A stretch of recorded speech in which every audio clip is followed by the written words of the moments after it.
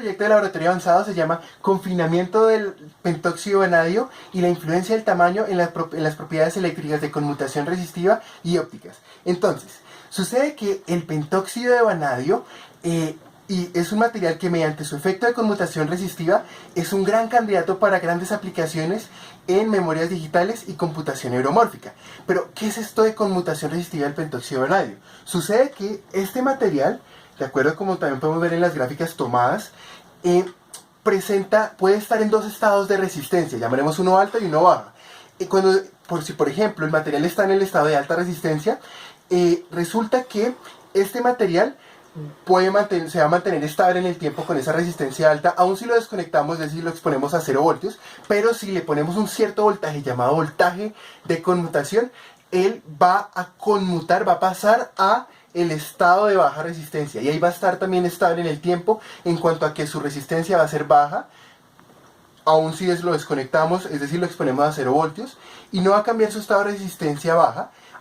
a menos que le expongamos el material a un cierto segundo voltaje de conmutación, el cual va a hacer que nuevamente el material conmute, es decir, pasa el estado de resistencia alta, donde nuevamente va a ser estable en el tiempo y no va a cambiar su resistencia a menos que le pongamos el primer voltaje de conmutación. Este comportamiento de corriente contra voltaje se puede ver en estas gráficas medidas en el pentóxido de vanadio, para el cual en estas dos zonas aproximadamente rectas, en color rojo que corresponde a un estado de resistencia y en color azul que corresponde a otro estado de resistencia, describen el comportamiento del pentóxido de vanadio. Pero ¿cuál es el punto aparte de este efecto bien estudiado en el pentóxido de vanadio? Que se ha observado que confinando, es decir, disminuyendo el tamaño de las partículas de pentóxido de vanadio, se pueden controlar y cambiar las características de este efecto, tales como sus voltajes de conmutación, las resistencias altas y bajas, entre otras cosas. Y siendo así, en este proyecto buscamos entender cómo al confinar o disminuir el tamaño de las partículas de pentóxido de vanadio cambian estas características de su conmutación resistiva. Para ello recurrimos al método de Sol-Gel por ruta no acuosa para sintetizar 6 muestras de manera idéntica, excepto en que las temperaturas de síntesis utilizadas en el proceso son de 400, 425, 438, 450, 475 y 500 grados Celsius. Esto se relaciona con el tamaño de las partículas. Ahora, sabiendo que hayamos usado este método con el que esperamos tener partículas de un tamaño menor al de la investigación anterior del laboratorio intermedio en el grupo de nanomagnetismo, recurrimos a espectroscopía de Raman para averiguar si efectivamente teníamos pentóxido de vanadio en nuestras muestras. Resulta que mediante la lectura de estos espectros de Raman, cuyos picos se relacionan con las características de la luz incidente y la luz que ha interactuado con las muestras en polvo, tales que los átomos que componen estas muestras entran en resonancia vibracional y que son una especie de huella dactilar de los compuestos químicos, encontramos que los picos de los 6 espectros concuerdan entre sí y con los de otros 2 autores que midieron también estos espectros para el pentóxido de vanadio, por lo cual tenemos pentóxido de vanadio en las muestras. Ahora,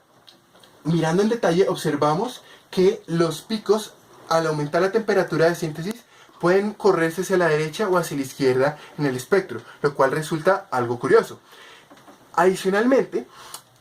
recurrimos a estudios de difracción de rayos X, con los cuales obtuvimos estos diagramas de difracción de rayos X,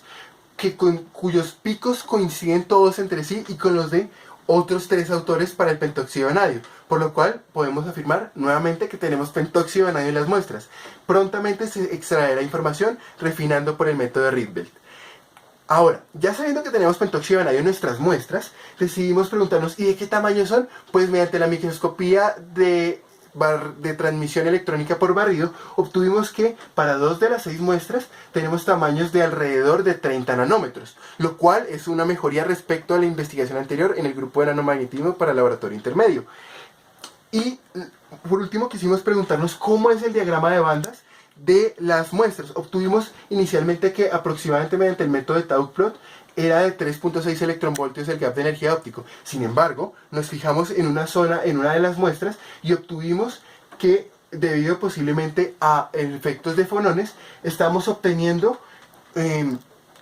dos zonas aproximadamente lineales, de las cuales una nos